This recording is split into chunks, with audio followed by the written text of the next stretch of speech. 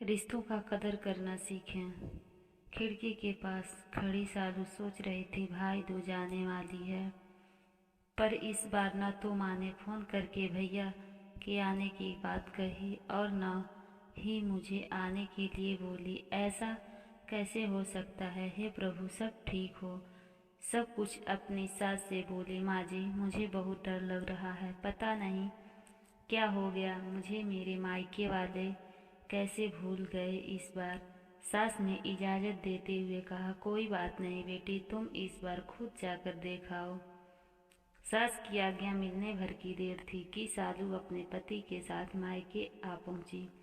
लेकिन इस बार घर के अंदर पैर रखते ही उसे सब कुछ बदला बदला सा महसूस हुआ। पहले जहां उसे देखते ही माँ पिताजी के चेहरे खुशी से खिल उठते थे, इस बार उन पर परेशानी की झलक साफ दिखाई दे रही थी।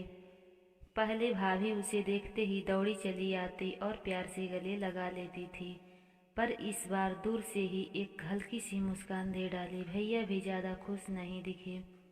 सालू ने जैसे तैसे एक रात बिताई, लेकिन अगले दिन जैसे ही उसके पति उसे मायके वापस गए, उसने अपनी माँ से बात की। तब उन्होंने बताया, इस बार कोरोना के चलते भैया का काम बिल्कुल बंद हो गया, ऊपर से और भी समस्याएं आ गईं। बस इसी वजह से तेरे भैया को तेरे घर नहीं भेज सकी। सालू बोली, कोई बात नहीं माँ, ये मुश्किल दिन भी जल्दी खत्म हो जाएंगे, आप चिंता मत करो। शाम को भैया भाभी आपस में बात कर रहे थे, जो सालू ने सुन ली। भैया बोल रहे थे, पहले ही घर चलाना इतना मुश्किल हो रहा था, ऊपर से बेटे के कॉलेज की फीस, परसों भाई दूज है, सालू को भी कुछ ना कुछ देना पड़ेगा। भाभी बोली, कोई बात नहीं, आप चिंता मत करें, ये मेरी चूड़ियाँ बहुत पुरानी हो गई हैं, इसे बेचकर जो पैसे आएंगे उससे सालू दीदी को त्योहार भी दे देंगे और कॉलेज की फीस भी भर देंगे। सालू को यह सब सुनकर बहुत बुरा लगा। भैया भाभी ये क्या बातें कर रहे हैं? क्या मैं यहाँ उनको तंग करके कुछ लेने के लिए आती हूँ? वह अपने कमरे में आ गई। तभी उसे याद आया कि शादी से कुछ समय पहले जब वह नौकरी कर रही थी तो उसने बड़े शौक से अपनी पहली तनख्वाह लाकर अपने पापा को दी थी। तब पापा ने कहा था, ये पैसे अपने पास ही रख ले बेटा, मुश्किल वक्त में काम आएंगे। इसके बाद वह हर महीने अपनी सारी वेतन बैंक में जमा करती रही।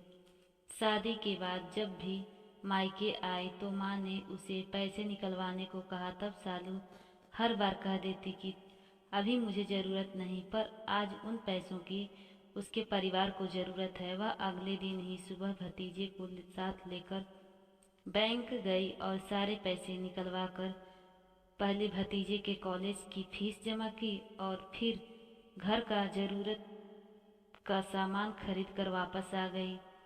अगले दिन जब भैया का टीका किया तो भैया ने भरी आंखों से उसके हाथ पर 100 का नोट रखा। सालू मना करने लगी तो भैया बोले, ये तो शगुन है पगली, मना मत करना। सालू बोली, भैया बेटियां मायके शगुन के नाम पर कुछ लेने नहीं बल्कि अपने माँ बाप की अच्छी सेहत की कामना करने और भैया भाभी को माँ बाप की सेवा करते देख ढेरों दुआएं देने और बड़े होते भतीजे भतीजियों की नजर उतारने आती हैं। जितनी बार मायके की दहलीज पार करती हैं, ईश्वर से उस दहलीज की सलामती की दुआएं मांगती हैं। जब मुझे देख माँ पापा के चेहरे पर रौनक आ जाती है, तभी भाभी दौड़कर गले लगाती हैं, आप लाड प्यार देते हो, मुझे मेरा शगुन मिल जाता है। अगले दिन सालू ने मायके से विदा लेकर ससुराल जाने के लिए जैसे ही दहलीज के पार कदम रखा कि भैया का फोन बज उठा। उन्हें अपने व्यापार के लिए बहुत बड़ा ऑर्डर मिला था। वे सोचने लगे, सचमुच बहन बेटियां मायके कुछ लेने नहीं बल्कि अपनी बेशकीमती दुआएं देने आती हैं। जब वे घर की दहलीज पार कर अंदर आती हैं तो बरकत भी अपने आप भीतर चली आती है। हर बहन बेटी के दिल की तमन्ना होती है कि उसका मायका हमेशा खुशहाल रहे और तरक्की करे। मायके की खुशहाली देख उसके अंदर एक अलग ही खुशी भर जाती है, जिससे उसके अपने जीवन में आने वाली मुश्किलों का वो डट कर सामना कर पाती है। भैया की आंखों से खुशी के आंसू बहने लगे। इस सच का एहसास उनके पास बना रहता है। बस परिवार के लोगों को जरा देर लगती है इसे स्वीकार करने में। बेटियां मायके की शान होती हैं।